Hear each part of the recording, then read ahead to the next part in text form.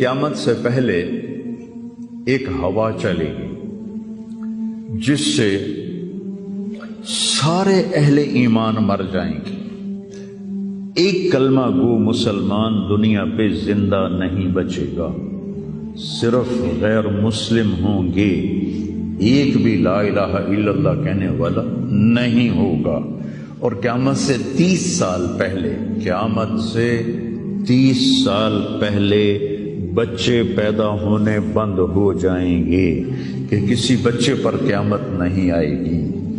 یوم تذہل کل مرضعۃ عما ارضعت، وہ ہولناکی بتانے کے لیے تشبیہ ہے، وہ یہ نہیں کہ ایسا ہو رہا ہوگا، کیونکہ بچہ تو کافر کا بھی ہو وہ معصوم ہے، مسلمان کا بھی ہو تو وہ معصوم ہے.